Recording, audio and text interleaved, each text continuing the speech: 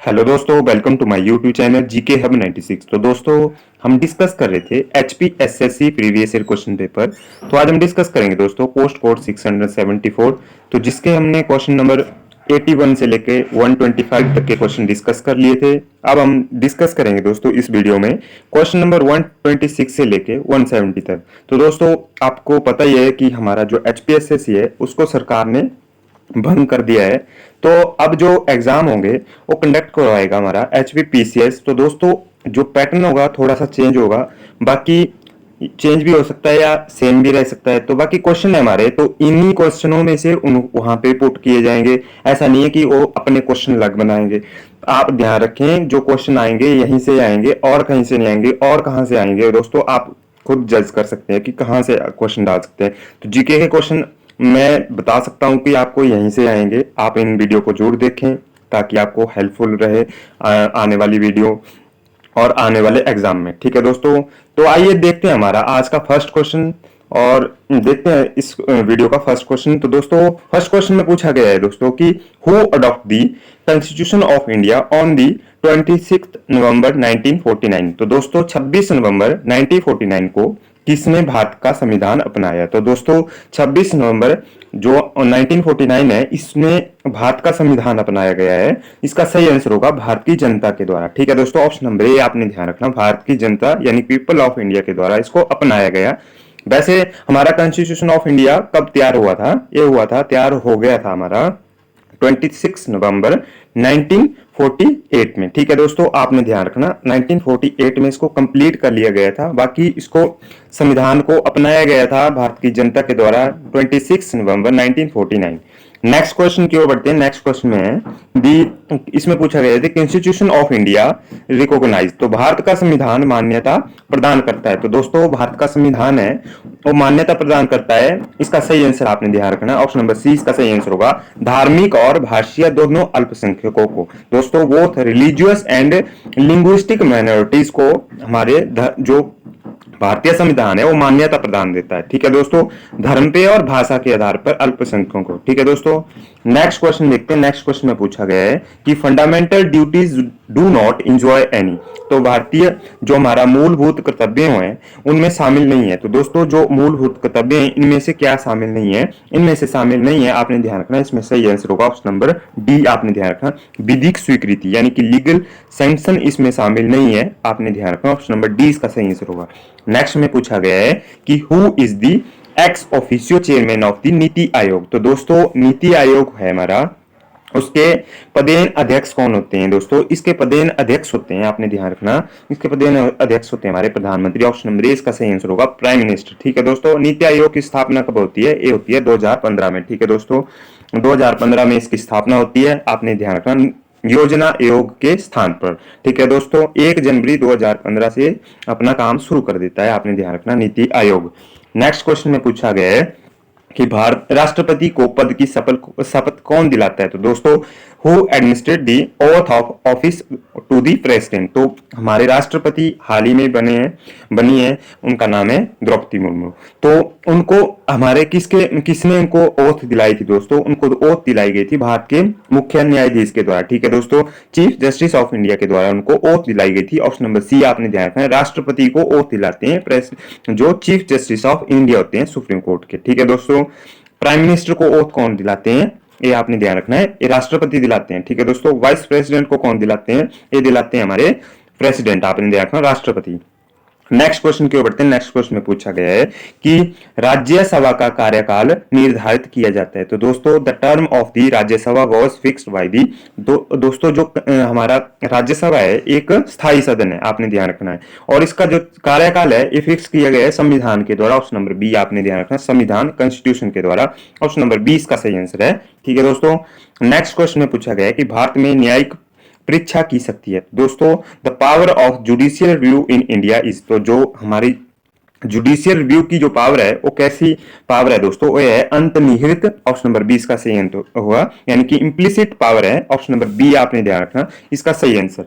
Next question देखते हैं। Next में पूछा गया है कि जो राज्य विधानसभा के कार्यकाल को कितने वर्ष तक बढ़ाया जा सकता है? तो दोस्तों, इसमें पूछा गया है कि राज्य में जो स्टेट लेजिस्लेटिव असेंबली होती है उसके जो टाइम ड्यूरेशन होती है उसको कितने टाइम तक एक्सटेंड किया जा सकता है। तो इसका सही आंसर होगा, इसका सही आंसर आपने ध्यान रखना ऑप्शन नंबर 20 का सही आंसर होगा 1 वर्ष तक। ठीक है दोस्तों, 1 ईयर तक बढ़ाया जा सकता है, आपने ध्यान रखना स्टेट लेजिस्लेटिव, ठीक है दोस्तों, असेंबली के।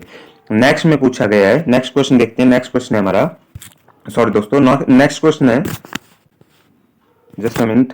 इसमें पूछा गया है दोस्तों कि भारतीय संविधान की 7वीं अनुसूची में उल्लेखित समवर्ती विषयों के संबंध में कार्यपालिका निहित निर्देश देती है। तो दोस्तों शक्ति या निहित शक्ति कौन सी हमारे, the executive power relating to concurrent subject mention in the 7th schedule of Indian constitution मेन विधि। तो दोस्तों एक इससे रिलेटेड है, जो हमारा कंकरेंट सब्जेक्ट से मेंशन की गई है, किसके पास वो पावर है, एग्जीक्यूटिव पावर किसके पास है उनकी, जो हमारे समवर्ती विषयों के संबंध में कार्यपालिका जो शक्ति है ये निहित है सेंटर के पास, यूनियन के पास, सेंटर के पास वो ज्यादा शक्ति है इसके बारे में, कंकरेंट लिस्ट के बारे में।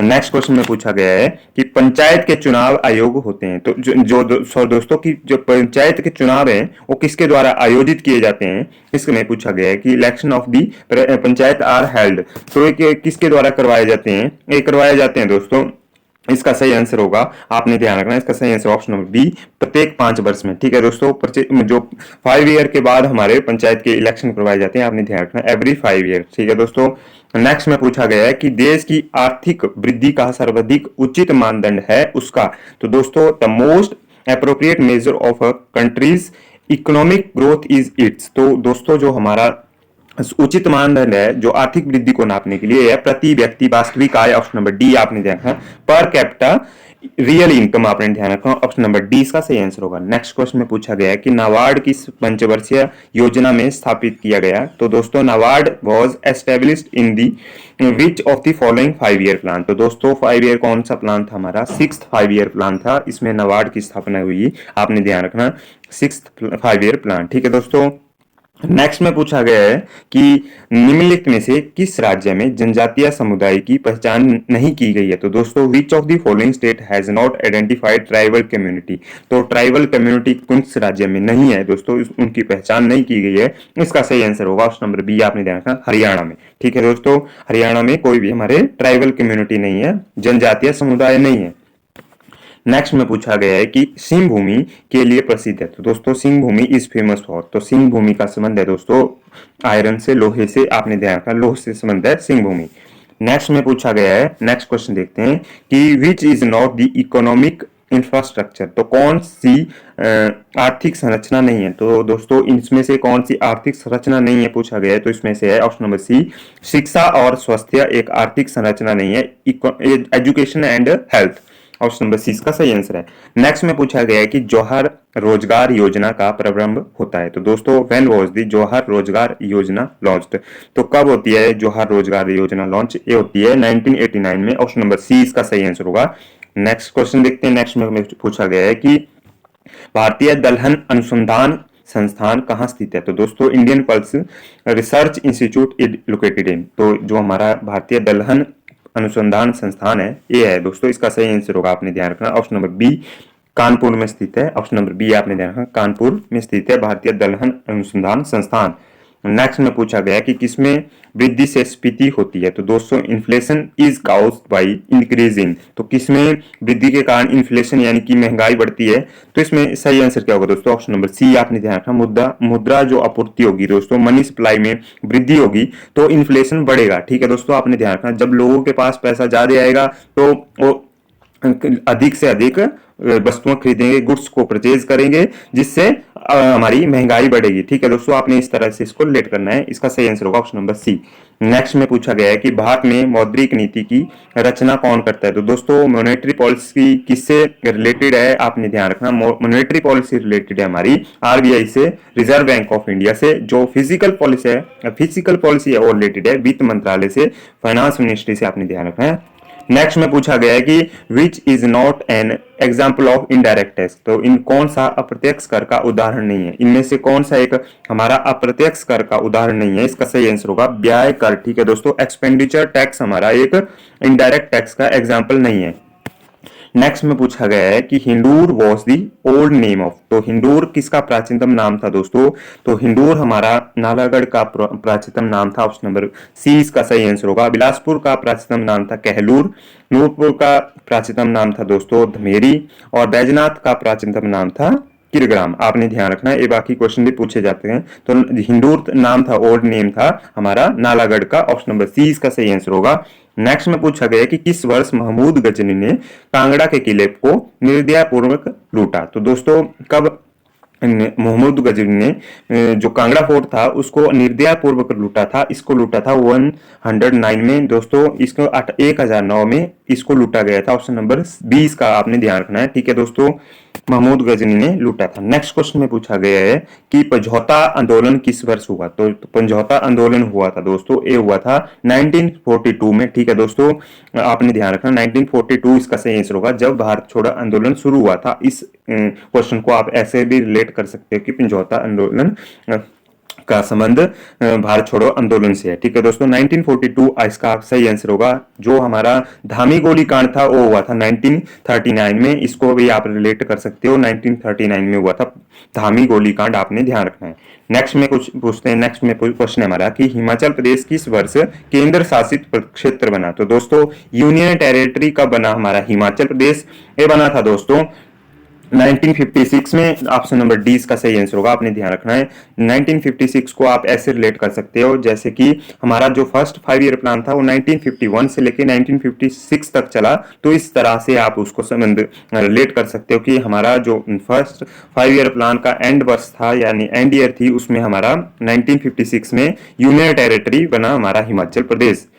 नेक्स्ट में पूछा गया है कि कौन सी पर्वतमाला किन्नौर और लाहौल स्पीति को तिब्बत से पृथक करती है? तो दोस्तों which mountain range separate Kinnaur and Spiti from Tibet? तो तिब्बत को कौन सी हमारे जो माउंटेन रेंज है दोस्तों वो सेपरेट करती है? तो इसका सही आंसर आपने ध्यान रखना, किन्नौर स्पीति को तो करती है, इसका सही आंसर ऑप्शन नंबर ए आपने ध्यान रखना, जस्कर। जस्कर इसका सही आंसर होगा, ऑप्शन नंबर ए इसका सही आंसर होगा। नेक्स्ट में पूछा गया है कि पिंड पार्वती पास इज फेमस एज, तो पिंड पार्वती पास एज फेमस किसके लिए है दोस्तों? पिंड पार्वती दर्रा किसके नाम से प्रसिद्ध है? इसको बोलते हैं हम valley of shadow. Valley of shadow option number 20 का सही आंसर होगा। परछाइयों की घाटी आपने ध्यान रखना है, ठीक है दोस्तों। आप मेरे को कमेंट बॉक्स बता सकते हैं कि पार्वती नदी किसकी सहायक नदी है? तो इसमें क्वेश्चन को आप जरूर आंसर दें मेरे को कमेंट बॉक्स में कि पार्वती नदी किस नदी की सहायक नदी है, ट्रिब्यूटरी है। नेक्स्ट में पूछा गया है दोस्तों कि निम्नलिखित में से हिमाचल प्रदेश के किस जिले का जलवायु आर्द्र खंडीय प्रकार का है? तो दोस्तों कौन सी डिस्ट्रिक्ट है हमारी जिसका ह्यूमिड कॉन्टिनेंटल क्लाइमेट पैटर्न है?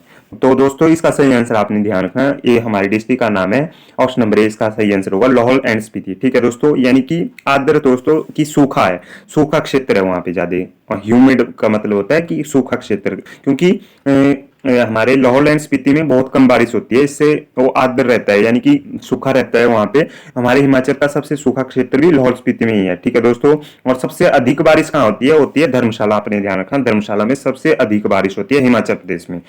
नेक्स्ट क्वेश्चन में पूछा गया है दोस्तों कि Manuni river is a tributary of, तो मानुनी नदी किसकी सहायक नदी है? तो मानुनी नदी हमारी सहायक नदी है, ऑप्शन नंबर डी ब्यास की, ठीक है दोस्तों, ब्यास की सहायक नदी है, ऑप्शन नंबर डी इसका सही आंसर है, ब्यास की सहायक नदी है मानुनी। और भी ब्यास की सहायक नदियां हैं जैसे कि बिनवा ब्यास की एक महत्वपूर्ण ट्रिब्यूटरी है, ठीक है दोस्तों, बिनवा ब्यास की एक ट्रिब्यूटरी है जिससे बहुत क्वेश्चन आपको पूछे जाते हैं। नेक्स्ट में पूछा गया है दोस्तों कि हिमाचल प्रदेश का सबसे बड़ा हिमनद है, तो दोस्तों लार्जेस्ट ग्लेशियर कौन सा है हिमाचल का? तो इसका सही आंसर होगा दोस्तों बड़ा सिगड़ी, ऑप्शन नंबर ए इसका सही आंसर होगा, आपने ध्यान रखना है, बड़ा सिगड़ी हिमाचल प्रदेश का लार्जेस्ट ग्लेशियर है, ऑप्शन नंबर ए। नेक्स्ट में पूछा गया है कि महाराणा प्रताप सागर को की यह भी कहते हैं, तो दोस्तों Maharana Pratap Sagar is also known as, तो हमने पिछले क्वेश्चन में पढ़ा कि ब्यास की सहायक नदी कौन सी है, हमारी मानुनी नदी, उसी ब्यास नदी पे बना है हमारा महाराणा प्रताप सागर, उसको किस नाम से जाना जाता है? इसका सही आंसर आपने ध्यान रखना, ऑप्शन नंबर ए पौंग बांध, ठीक है दोस्तों, पौंग बांध भी यानी कि पौंग डैम भी जाना जाता है महाराणा प्रताप सागर को, और किस नदी पे बना है? हमारी ब्यास नदी पे, आपने ध्यान रखना है, और कांगड़ा डिस्ट्रिक्ट में आता है। इस क्वेश्चन को भी ऐसे पूछ सकते हैं। नेक्स्ट में पूछा गया है कि हिमाचल प्रदेश के किस जिले में तत्तापानी गर्म धाराएं स्थित है? तो तत्तापानी जो हॉट वाटर स्प्रिंग है दोस्तों वो किस जिले में आते हैं? ये आते हैं ऑप्शन नंबर बी मंडी डिस्ट्रिक्ट में, मंडी डिस्ट्रिक्ट में आते हैं तत्तापानी हॉट स्प्रिंग, आपने ध्यान रखना है। नेक्स्ट में पूछा गया है कि Gumma and Drang are famous for, तो गुम्मा और द्रंग किसके लिए फेमस है? जो गुम्मा एंड द्रंग है दोस्तों ये आते हैं मंडी डिस्ट्रिक्ट में, आपने ध्यान रखना है, ठीक है दोस्तों। और ये फेमस है रॉक सॉल्ट के लिए, ऑप्शन नंबर डी इसका सही आंसर होगा, रॉक सॉल्ट इसका सही आंसर होगा। जो हमारी नमक की खदानें हैं इसके लिए फेमस है, ऑप्शन नंबर डी इसका सही आंसर होगा। नेक्स्ट में पूछा गया है कि Aryabhatta geo informatic and space application centre Himachal Pradesh के किस जिले में स्थित है? तो दोस्तों Aryabhatta geo informatic and space application centre is located in which district of HP? तो दोस्तों इंपॉर्टेंट क्वेश्चन है, ये आपने ध्यान रखना है। ये स्थित है हमारे ऑप्शन नंबर सी शिमला में, शिमला डिस्ट्रिक्ट में स्थित है, आपने ध्यान रखना, ऑप्शन नंबर सी इसका सही आंसर होगा। नेक्स्ट में पूछा गया है कि गामागुल वन्यजीव अभ्यारण्य हिमाचल प्रदेश के किस जिले में स्थित है? तो गामागुल जो वाइल्ड लाइफ सेंचुरी है दोस्तों वो लोकेट करती है हमारे, इसका सही आंसर होगा चंबा डिस्ट्रिक्ट में, ऑप्शन नंबर ए इसका सही आंसर होगा। जो गामागुल वाइल्ड लाइफ सेंचुरी है ये फेमस है हमारी, स्थित है हमारे चंबा डिस्ट्रिक्ट में, ऑप्शन नंबर ए इसका सही आंसर है। नेक्स्ट में पूछा गया, नेक्स्ट क्वेश्चन हमारा कि निम्नलिखित में से किस राज्य में सेब को रॉयल भी कहा जाता है? तो दोस्तों कौन सा राज्य है हमारा जिसमें सेब को रॉयल भी कहा जाता है? तो इसका सही आंसर होगा Himachal Pradesh, option number C इसका सही आंसर होगा। रॉयल हिमाचल प्रदेश में सेब को कहा जाता है, रॉयल आपने ध्यान रखना है, ऑप्शन नंबर सी इसका सही आंसर होगा। नेक्स्ट में पूछा गया है कि बुधील जल विद्युत परियोजना किस नदी की सहायक उपनदी पर निर्मित है? तो दोस्तों जो बुधील हमारी हाइड्रो इलेक्ट्रिक प्रोजेक्ट है वो कंस्ट्रक्ट किया गया है किस नदी की उपनदी पे, यानी कि किस नदी की ट्रिब्यूटरी पे? तो इसका सही आंसर आपने ध्यान रखना है, इसका सही आंसर होगा ऑप्शन नंबर ए इसका सही आंसर होगा। रावी की सहायक नदी है बुधील, उस पे बना है हमारा बुधील हाइड्रो इलेक्ट्रिक प्रोजेक्ट, आपने ध्यान रखना है इसको। इस क्वेश्चन को इस तरह में पूछा गया है इस क्वेश्चन में। नेक्स्ट में पूछा गया कि HRTC came into existence in which year? तो एचआरटीसी कब अस्तित्व में आता है?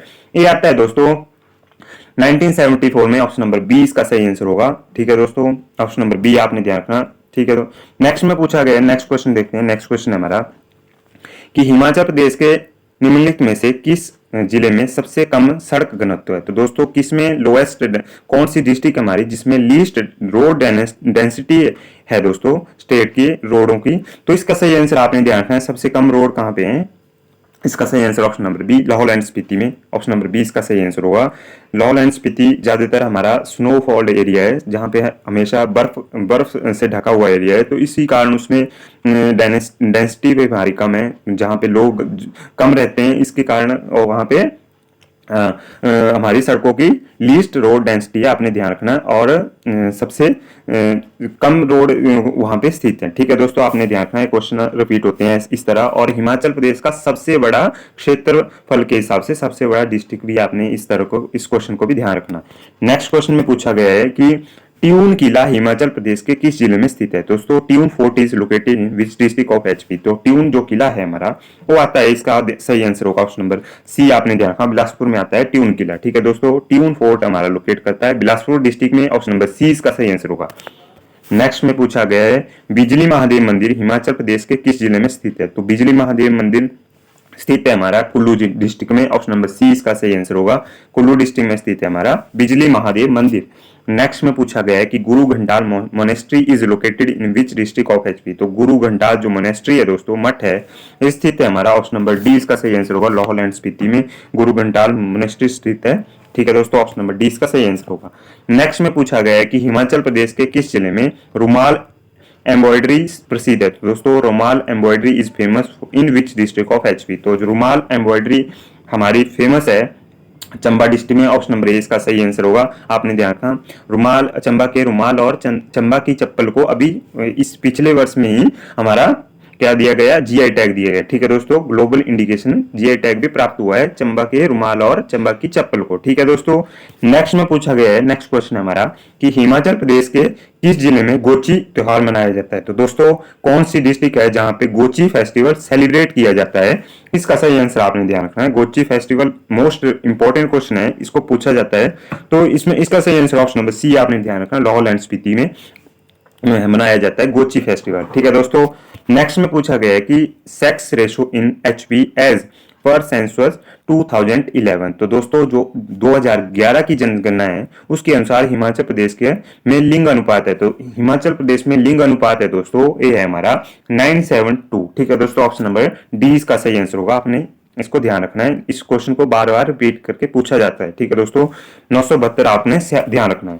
नेक्स्ट में पूछा गया है कि हिमाचल प्रदेश में जनसंख्या घनत्व है। तो दोस्तों population density in HP is, तो पॉपुलेशन डेंसिटी जो हमारी है हिमाचल प्रदेश की, वो आपने इसको क्वेश्चन को कैसे याद रखना है, इसका सही आंसर है ऑप्शन नंबर सी 1 2 3। ठीक है दोस्तों, इस तरह से आपको इसको इजीली याद कर पाओगे 1 2 3। ठीक है दोस्तों, 123 हमारे हिमाचल की पॉपुलेशन डेंसिटी है। ऑप्शन नंबर सी आपने ध्यान रखना 1 2 3 इसका सही आंसर। तो आई होप आप सभी को वीडियो अच्छी लगी, ताकि मैं ऐसी वीडियो आगे लाता रहूं। इस चैनल को प्लीज शेयर करें एंड सब्सक्राइब कर लें, ताकि मेरे को मोटिवेशन मिले और मैं आगे भी आपके लिए अच्छी अच्छी वीडियो लाता रहूं। तो धन्यवाद दोस्तों for watching my YouTube channel.